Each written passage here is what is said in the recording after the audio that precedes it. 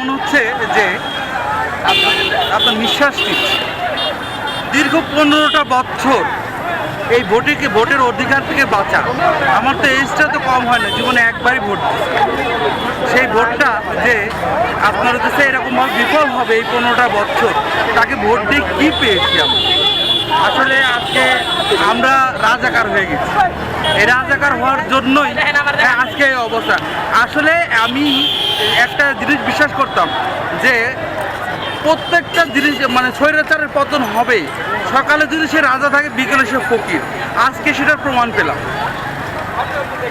আজকে আমি একটা গল্প বলি, সেটা হচ্ছে যে একটা অত্যাচারী রাজা, সে বলল যে আমি হচ্ছে পৃথিবীর ভিতরে সবার কাছ থেকে ভালো কিছু আশা করতে চাই, যে আমাকে কিছু বলুক, হ্যাঁ আমাকে কিছু সমাধান। আমি একদম একটা দেশের মানে এই শাহিনশাহ, তাকে পরবর্তী সময়ে একটা এই দরবেশ এসে বললো যে আমি তোমাকে এমন একটি কিছু শিখাই দেব যে তুমি আমাকে কিছু দিতে পারবে না।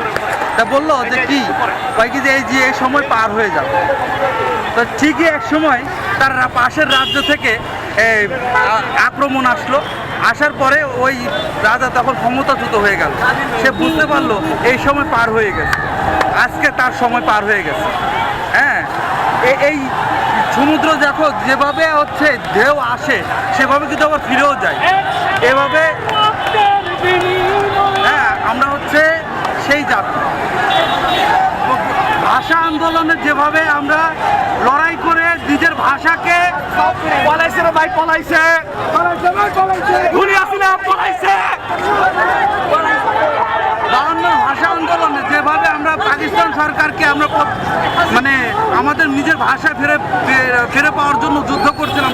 সালাম বরকত, রফিক শফিক জব্বার, ওনারা এই আত্মত্যাগের মাধ্যমে আমরা যেমন ভাষা ফিরে পাইছি, আজকে আমাদের শহীদ ভাই আজকে তার সাথে অনেকেই শহীদ হওয়ার পরে আজকে আমরা এই দেশটাকে নতুনভাবে স্বাধীন করতে পারছি। আর স্বাধীনতা 1971 সালে যে স্বাধীনতা হয়েছিল, সেই আনন্দটা কীরকম হয় আজকে প্রায় 50-52 বছর পরে আমি আজকে এই জেনারেশন টের পাচ্ছি যে আসলে স্বাধীনতাটা আসলেই আনন্দ।